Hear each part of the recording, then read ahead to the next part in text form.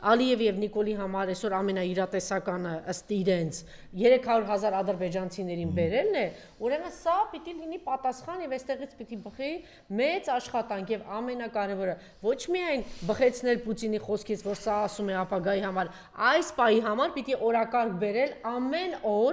ամեն օր օրակարգ բերել Բաքվի հայության, Կիրովաբադի հայության, Սումգայիթի, այո, Արցախյան այդ հարցը պիտի բերել, որովհետև այնպիսի տպավորություն է ամենաբարձր բաներում նստած Ալիևը խոսում է 300,000 հայերի, որ բանը այնտեղ ամբողջությամբ ադրբեջանցիներով են բնակեցված եղել, հիմա դրանից հետո ամայացրել են, հիմա պիտի քաղաքներ կառուցեն, չգիտեմ, ինչ անեն։ Պիտի օրակարգ բերի այն հարցը, որ պիտի 1 միլիոն հայության հարցը, ես չգիտեմ, դա փոխհատուցում է, թե հայությունը պատրաստ է վերադառնալու Բաքու, Կիրովաբադ, դա ինչ է լինում, այս հարցը պիտի բերվի օրակարգ։ Սա ինչի համար եմ ասում, այն վախերը, որ հիմա Նիկոլը սարսափած է, պարզ է, Նիկոլը ոնց որ հիմա տեսեք Թրամփը, դուք մի անգամ այդպես բան անտիֆեյք ունեցած բանի հարցազրույցի ժամանակ ասեցիք շատ նույն հարթության վրա դնելով եւ շատ ճիշտ, եթե Թրամփը Էփշտեյնի զոհ է,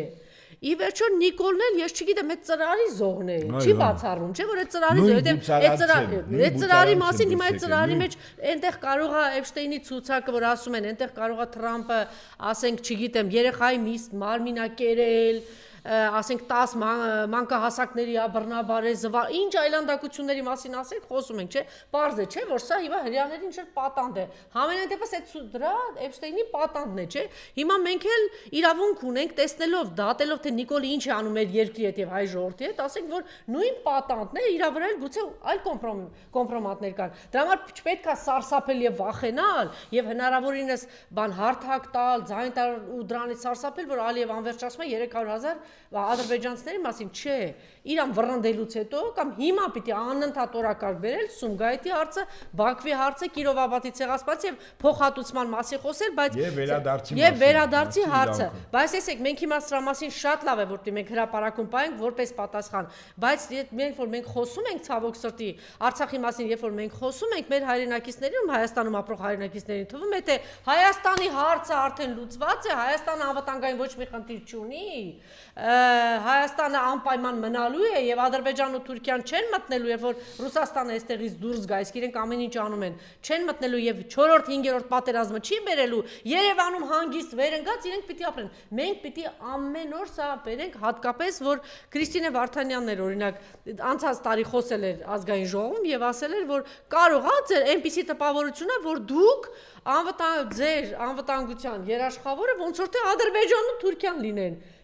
Տեսնում եք 1 տարի հետո Նիկո Ալենը իր բերանով խոստովանում է, ասում է Ադրբեջանը մեր երաշխավորն է, հասկանում եք, ցեղասպանություն իրականացրած, Արցախը հայաթափած, Հայաստանի Հանրապետությունները գրաված, մատաթափ տալիս ամբողջ օրը հայ ժողովրդի վրա կբերեմ կլցնեմ 300,000 ընդհանրապես դա պատմական արևմտյան Ադրբեջանի մասին է խոսքը եւ պատրաստում է, այո, հաջորդ ցեղասպանությանը պատրաստում է մտնել Հայաստան, սա ասում է մեր անվտանգության երաշխավորը Ադրբեջանն է։ Իրանը կարող է։ Խնդրեմ։ Հիմա գանք սույն պերսոնաժի, որ ասում անկնելի են տիրոջ ճանապարհները, Բուլգակով ժամանակին այդ շանսիրտը որ գրել էր, տիպիկ այսօրվա Հայաստանի ամենաբարձր իշխանական պաշտոնները զբաղեցնող անձանց մասն է գրել, երբ որ շնից սարքում էր պետական գործիչ եւ կառավարիչ։ Հետո վերջում այդ մարդիկ հավատում են, որ իրոք իրենք այդքան կան, որ երկիր կառավարեն։ Երբ որ սահմանները անցնում են, ուղղակի այդ ժամանակ նույն պրոֆեսորը այդ նույն մարդուց անձին բերում էր շան կարգավիճակով։ Հիմա ասենք այդ ստատուսի մեջ մտնում է նաև Ալենը, իդեպ հաշվառներով սա կենսագրությունը։ Ոչ միայն Նիկոլի, այլև Ալենի կենսագրություններ, այսինքն սրանք ոչինչ չեն եղել, մեկ էլ հիմա մտքեր են բարբաջում։ Չունենալով ոչ կրթություն, փաստորեն ոչ փորձառություն, ժամանակին իբր իրավաբանական կրթություն, բայց այն որ ասում անունը կա, համանում չկա, էլի։ Այդ իրավաբանությունը լրիվ այլ ոլորտներում էր, էլի, սեղանի տակ եւ սեղանի վրա աշխատելու բաներ, սպասարկու էր դարձել մարդը։ Հիմա ինչ է ասում։ Երկրորդ մասը, որտեղ ասում է Հայաստանն Ադրբեջանի անվտանգության երաշխավոր է, տավտոլոգիա է, որտեղ Հայաստանը չի կարող Ադրբեջանի անվտանգության երաշխավոր լինել, որտեղ Ադրբեջանը իր օրենքներով, իր համացությամբ ունի իր անվտանգության երաշխավոր, իր բանակն է, իր համապատասխան կառույցներն են, իր դաշնակիցներն են եւ ոչ Հայաստանը։ Հայաստանը այդ ոչ դաշնակիցների մեջ կա, ոչ էլ իր բանակի կառույցներում կա։ Բայց առաջին մասը, եթե փորձենք հասկանալ, որ դրա մեջ կա լրջություն, իսկ դրա մեջ կա լրջություն։ Միակ լրջությունը հետեւյալն է. ինչպես Ադրբեջանը կարող է Հայաստանի անվտանգության երաշխավոր լինել։ Միայն մի դեպքում, երբ որ Հայաստանը ավար է Ադրբեջանի Հանրապետության համար։ Այսինքն Ադրբեջանը ասում է Հայաստանը իմն է, որից մեկին չեմ տա ես եմ հաղթել ճակատամարտը, այս տարածքը ժողովրդով իմն է։ Եվ ես եմ երաշխավորը։ Այստեղ ժողովուրդը կապրի, չի ապրի, հա, կարտագաղթի, ես եմ երաշխավորը։ Եվ այս առումով, այո, Ալեն Սիմոնյանը ի ցույց է դնում, որ Հայաստանի օրվա իշխանությունները կոլաբորանտ իշխանություններ են, այսինքն սպասարկում են Ադրբեջանի եւ նրա ռազմաքաղաքական թիվ 1 դաշնակից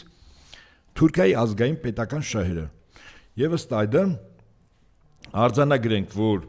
Հայաստանի Հանրապետությունը անվտանգության առումով ունի առաջին երաշխավորը, դա զինված ուժերն են, որի մեջ առանցքը բանակն է։ Երկրորդ իր դաշնակիցներն են։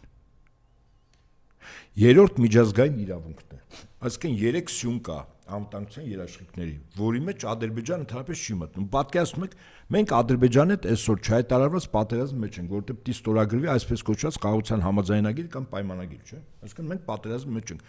Ոնց կարող է պատերազմի մեջ գտնվող մի պետություն լինի մյուս կողմի երաշխավոր, այն էլ անվտանգության։ Հիմա ասենք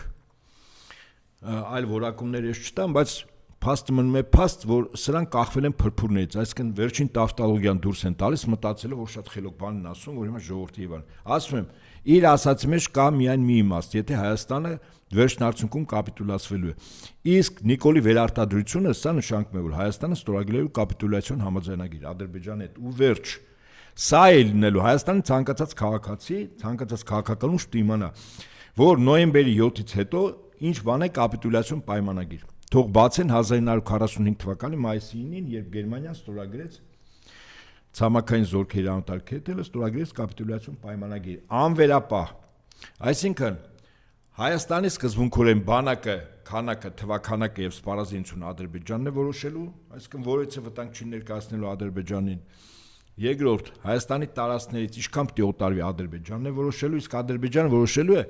իր երկրի սահմանադրությամբ, ոչ թե Փաշտյան Նիկոլի ցանկությամբ եւ ոչ էլ Ալմաթեի հռչակագրով։ Որոշելու է 1920 թվականի դեկտեմբերի 2-ի Ալեքսանդրապոլի պայմանագրով, այսպես է լինելու։ Եվ այդ ժամանակ, երբ որ որոշեց եւ ասեց, որ պիտի տրվի, ես կարծում եմ, ինձ հետաքրքրել է, ասենք Փաշտյան Նիկոլը թռավ։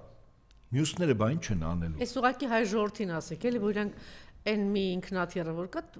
վարքյաններում թռնելու են գնալ, դուք ինչ եք անելու, երբ որ այս մարդը հրապարակային հայտարարում է, ասում է ցեղասպանը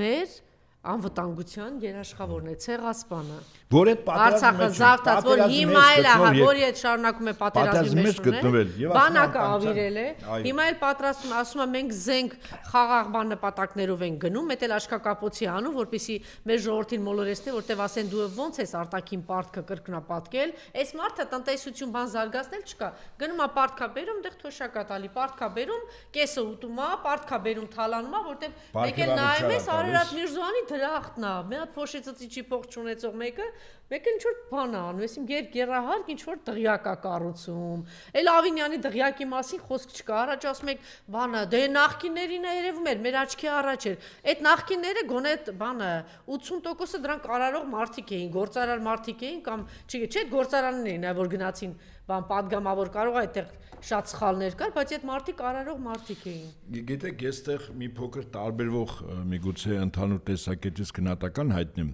Այս բոլոր կոռուպցիոներները, իսկ կոռուպցիան ինքը կառավարման գործիք է, արևմուտքի ձեռքին, այսինքն կոմպրոմատա, որով տեղի իշխանավորների քայլերը վերահսկելի է եւ կառավարելի է։ Խորհրդային տարիներին այսպեսի մի անեկդոտ կար։